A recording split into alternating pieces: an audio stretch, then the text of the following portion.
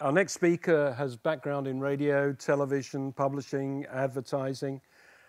He's currently manager of the media practice with Global Consulting Practice, which are part of Tata Consultancy Services, one of the sponsors. And he's going to be looking at the impact on businesses of change and how the business needs to reconfigure to adjust to change. Russ Stanton. Well, thank you very much. I appreciate it. Let's move on. We're talking about the future of media. And when I talk about media, we're talking about the things that we deal with every day, which is broadcast, gaming, radio, publishing, even motion pictures, and all of those kind of things. So the digital enterprise that we'll be talking about, we'll just go quickly into the topics that we're going to talk about today. We're going to go back into the 1960s, and we're going to talk about a philosopher who said the medium is the message. And the medium is the message in terms of how our society changes. How does our working life, our everyday, day-to-day things change? We're going to go into some of the historical precedent that he talked about. Then we're going to fast forward and talk about the decline of traditions within the media business in general. And we're going to talk about some statistics that show what the growth is. It's monumental. It's over half of our society is now on smart devices, that kind of thing. Then we're going to talk about the solution. What is the solution for creating a digital enterprise in terms of how do you address that? Partnerships is a key to the future, so we'll talk about that as well. There's competition is kind of going out the door, and more people are becoming partners because that convergence is happening. And the thing is, the time is now, and then hopefully we'll have some time for questions afterwards. So we're going to talk about a guy named Marshall McLuhan. How many of you know who Marshall McLuhan was? Thank you.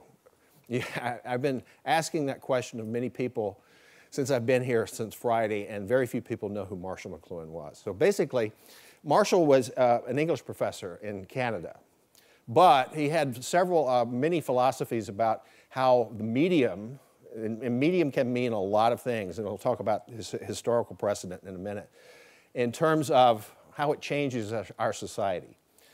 So he predicted the internet 40 years ago, if you can imagine that. In 1964, he predicted that there will be a global village before its time. He died in 1980, so you can imagine he didn't get to see that coming about.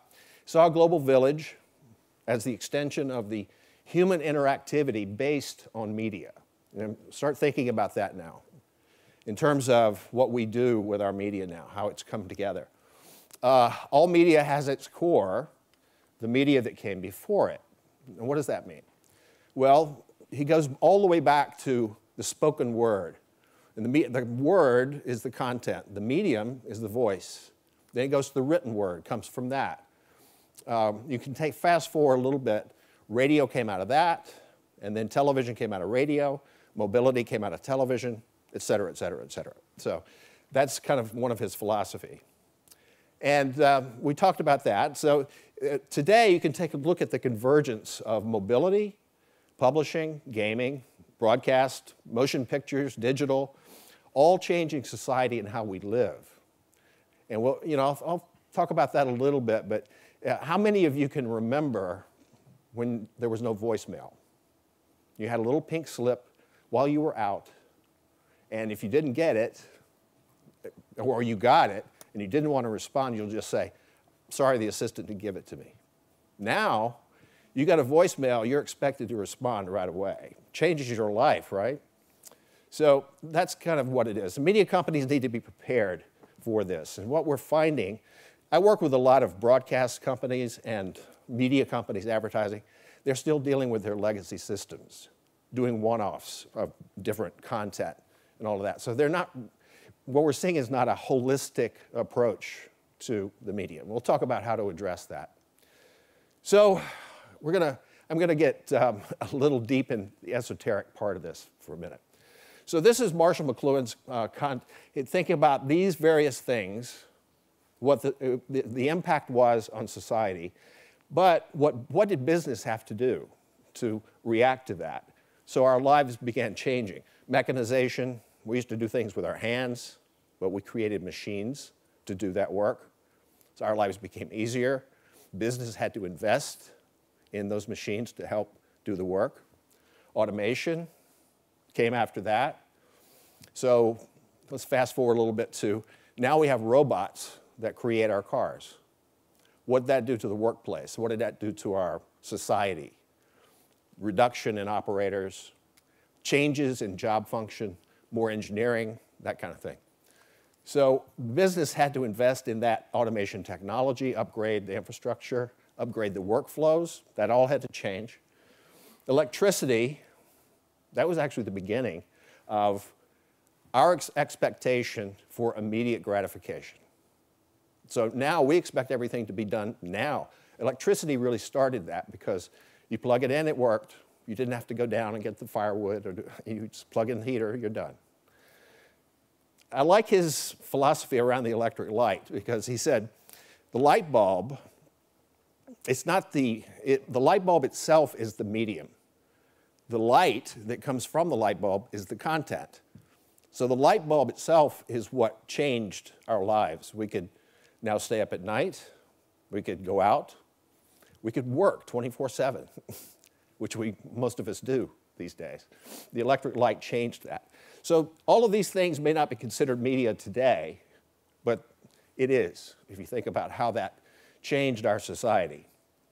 The railway obviously brought geographies together and allowed us to be able to bring in more business from around the country. Airplane, the same thing. So I love this statement. This was done in 1964. Today, few would dispute that mass media has indeed decentralized modern living and turned the world into a global village. So this is where a lot of this comes from, and it is no different today. So let's fast forward now. Media is turning away from proprietary walls. Broadcast used to be broadcast. Newspapers were newspapers. There was no gaming, all of that kind of stuff. It was pretty siloed. And the newspaper was a competition to the newspaper. The movies was a competition to television, all of that. So the walls are coming down now because it's less about competition and it's more about partnerships. So I'm talking about the business of doing this, right? In publishing, the printed materials are declining. A few years ago, people said, no, the e-books will never catch on. I'm not worried about it. I'm going to keep printing books. Well, look what Amazon's doing with Kindle. Look at what Nook, the e-reader on the iPad. Books have increased to about 25% of the whole publishing thing, and it's just going up. So how does a publisher adjust to decreasing his physical space, his physical supply chain, and increase the e-books? It's obviously more cost-effective for him, right? Daily newspapers are on the decline. In the UK alone, 41% decline in daily newspapers. What we're seeing there is the small town newspapers are going away, and the big ones are going online, becoming an advertising revenue. So it's shifting, and we get our news immediately. We don't have to go down to the mailbox and get it, or out of the front porch, or call and say, well, I didn't get my paper today, right? Online advertising will increase this year to outdo all other traditional. It'll be about 51% of total advertising will be online this year. Consumers are dictating when and how they want their content. So basically what we're saying here is that it's no longer about I'm waiting for the movie, I'm waiting for the newspaper, I'm waiting for the TV show, because consumers are getting it immediately when they want it. And they're dictating how they get it. They're also dictating the content in a lot of cases, right? Smart devices are driving the impact on society. Basically, you can get everything on the smartphone. Books, movies, TV, music, shopping, texting, all of those things. So what is media doing to address the convergence? What I'm finding is that they're addressing it one at a time. They're not going out there and saying, I need to create a whole enterprise that can address everything at once and become efficient. And it's costing them money and time. So Here's some statistics. I'll just run through these real quick. 250 million iOS devices sold. 54% of all phones are smartphones that are media capable. 500 million Androids out there. 1.3 added every single day. 2 billion iPhone apps downloaded. And 16 billion Android apps downloaded. 100 million tablets shipped in 2012. That number is going to increase to where tablets will overtake smartphones, and you'll have an iPad. So 1 out of 2 people in the U.S., and this is I'm sure it's the same in the UK, has a smart device. Interesting thing about that is the distraction. When 80% of those people, when they're watching television, are doing something else. They're Facebooking, they're tweeting, they're emailing, they're doing all this other stuff. And so the second screen has come about for TV, which is allowing the broadcaster to re-engage that user with the show. 100 million people go on Facebook every day, or globally, every month rather, with their smart devices, and that's global. By 2020, smart devices will be the primary access to the internet. So, and currently over 85% of UK consumers use their mobile phone to access the internet on a daily or weekly basis. It's significant. It's changing our lives, basically. The UK and the M&E industry will go to 97 billion by 2016, a 3.1% annual increase, but billions we're talking about, so it's significant. And the popularity of smartphones and tablets, increasing the appetite for all the digital content that we have, growing spend on ebooks, online games, and downloaded music will fuel the media and entertainment market for the next few years. Digital adoption it's in its infancy right now, but we're finding that gaming is significant in the UK, especially in Europe, because gaming, the mobile device is the preferred media for that. The solution is to approach this on an enterprise level. A third party, in other words, we all have our day jobs in the broadcast business, in the media business in general. It's very hard to address this with internal resources. You need a media partner, trusted partner that can come in and evaluate how to make you more efficient. Global consideration, operations work simultaneously.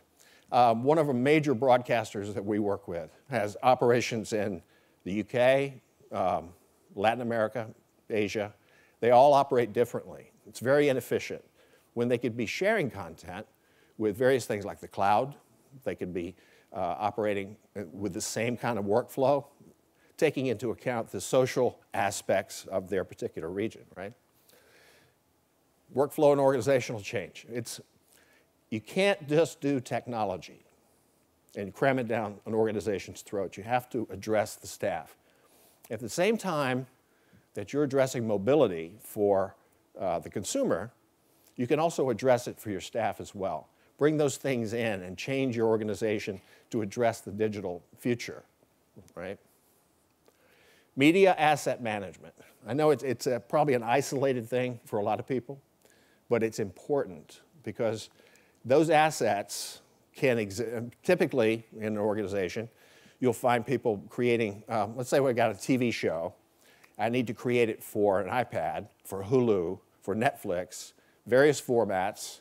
They'll create one for each distribution point and store it.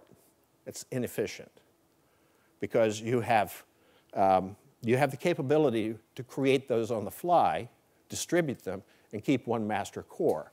And digital asset management is at the forefront of that, keeping all the metadata safe, putting into place librarian functionality, all those kind of things. So it's a very important thing. Systems upgrades, evaluate the legacy systems that currently exist in most operations are inefficient to be able to handle this new media, being able to handle asset management, being able to handle the distribution of transcoding into those various formats, right?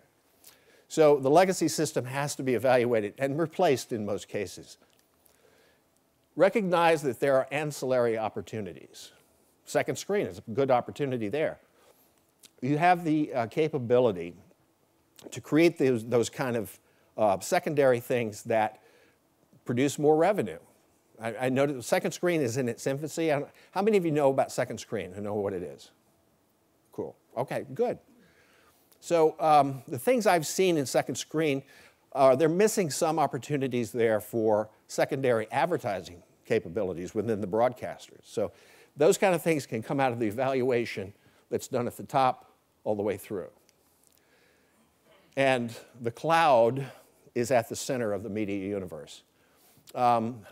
There's a spot that's been running for one of the telecoms that shows a guy watching TV, and he pauses it, he picks up his mobile device, accesses the web, picks up the video where he left off, unpauses it, watches it as he's walking down the street.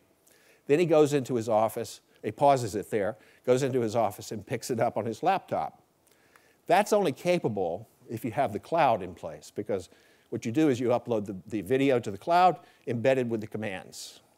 I don't want to get too technical on that, but the cloud enables that kind of global functionality. Then you can actually embed things like your asset management system directly in the cloud, so you have direct access to all those assets. So I'll go a little bit into the cloud. For the first time, online movie viewing will exceed digital video disc and Blu-ray use this year. 90% of all traffic on the internet, the IP traffic, will be video this year. There will be HTTP-based adaptive streaming will be the norm, and the rich internet applications will replace the plugins that we're used to. So it'll be direct access, and we're seeing a lot more of that now. The need for the cloud is increasing consumer devices, fragmented digital audiences, faster pace of market change. And I can't emphasize that. That's kind of the reason things need to happen now, and you can't do it one thing at a time. You have to do it as a holistic approach. A reduction in IT budgets is necessary. You can see those increasing as the thing that I described about doing all those one-offs and storing them. That's going to cost you a lot more money.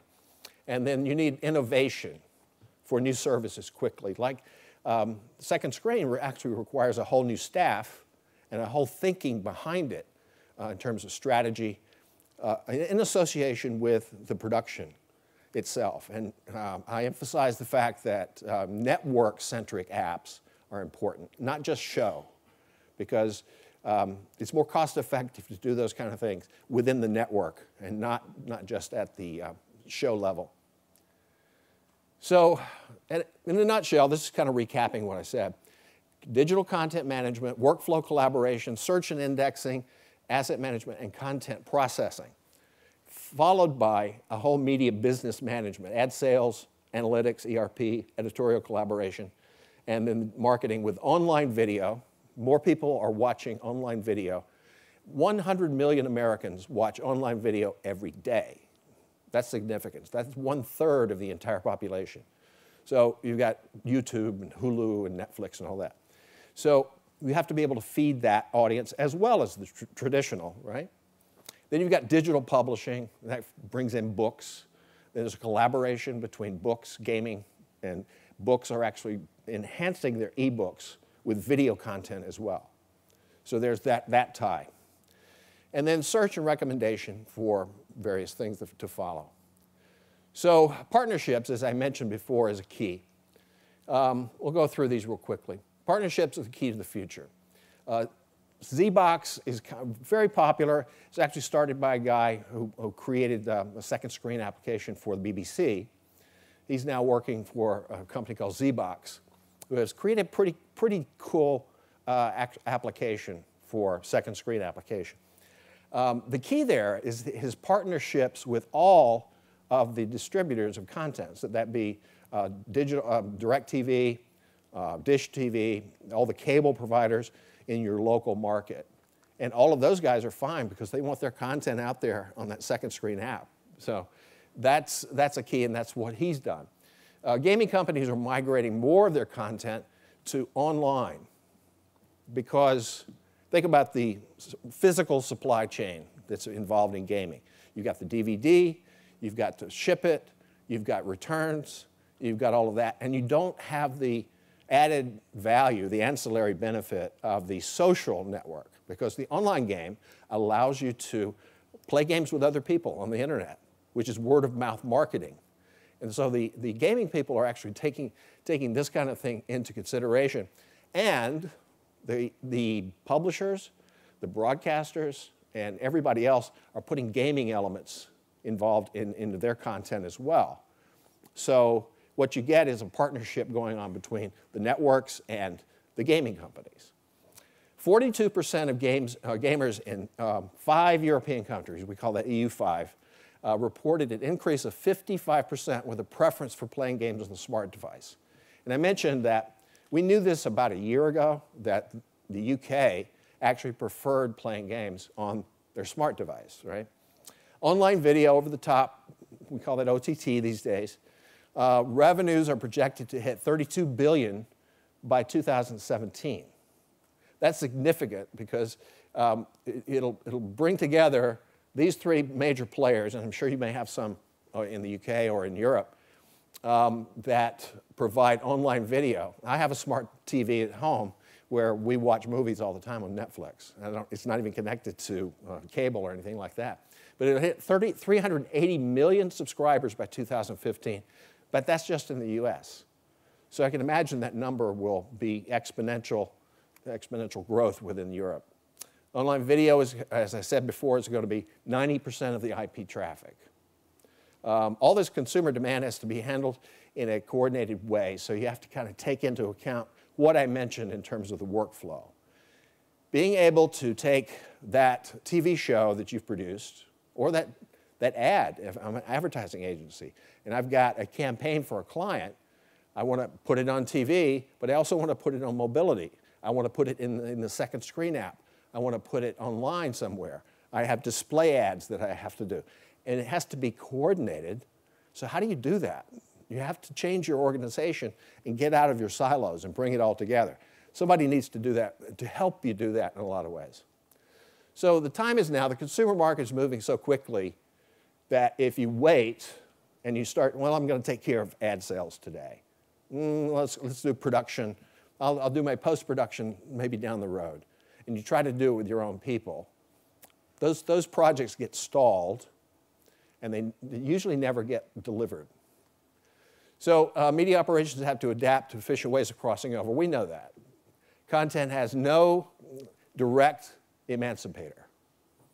In other words, freeing that content, the emancipator, right now there is no direct one. Through the partnerships, you can create a stronger foundation for freeing that content to get it out there, because that's what sells. That's what gets you more viewers. That's what gets you more buyers, those kind of things. So this is the partnerships that are doing it. And those walls of competition have to come down. Organizational change, I can't emphasize this enough, is a huge consideration, because as society, as the medium is dictating, our society is changing. You can't get away from, even when we had email came out, okay, you got it at your desk, fine. Now you get it on your phone. You can't even get on a plane now because you have Wi-Fi. So you're constantly connected. It changes our lives because we're expected to react and work and even play and be responsive on an immediate basis, which is totally different than it was 10 years ago. So think about the medium has changed society, which is exactly what Marshall McLuhan was saying. And the holistic approach, as I said, needs to be implemented. Third parties are essential to making that happen. A trusted partner that comes in and gives you advice because of their experiences in the business and helps you do that. I've seen too many failed projects going on because someone tried to do it themselves or tried to do it with their own people. There's just not enough time in the day to take care of the normal business and still do what you're trying to accomplish here. And as I said, the landscape is evolving. I mean, it's still moving at lightning pace. It used to be, when I talked about the mechanization and the automation, electricity, all that kind of stuff, things evolved at the speed of the word of mouth. Today, we're evolving at the speed of the internet, and it's immediate. It's not, oh, somebody told somebody, and it took days for it to happen. It's happening now. It's happening every day. So this has to happen quickly. So, any questions on what I'm talking about? No? Yes? One over there.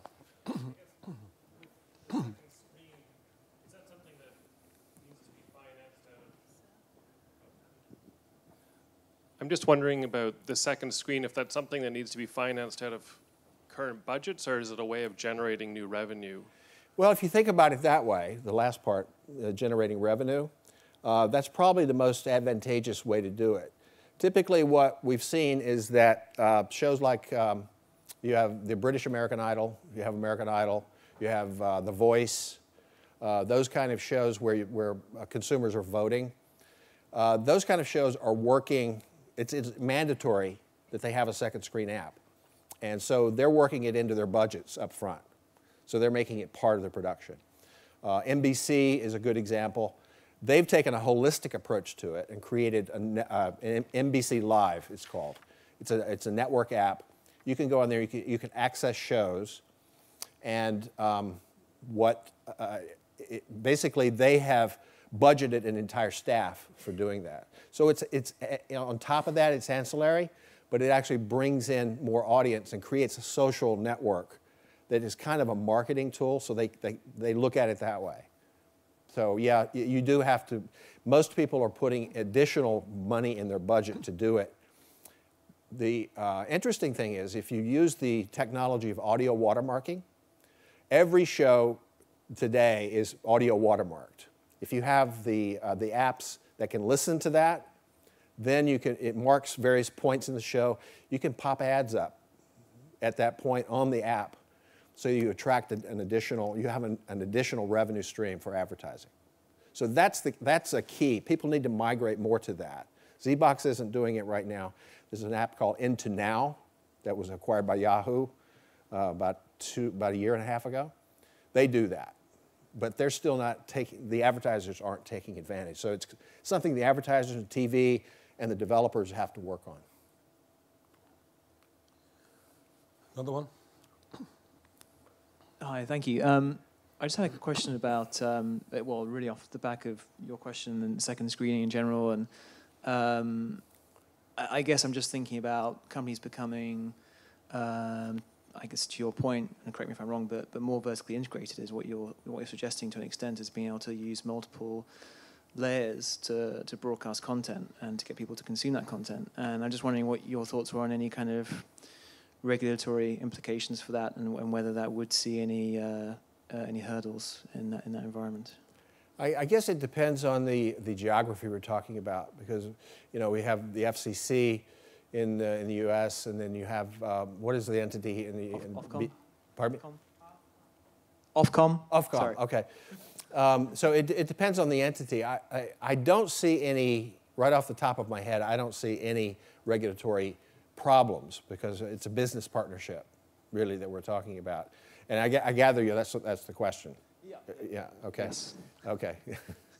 So that kind of brings up a point about what I know is of the U.S. and how it used to be.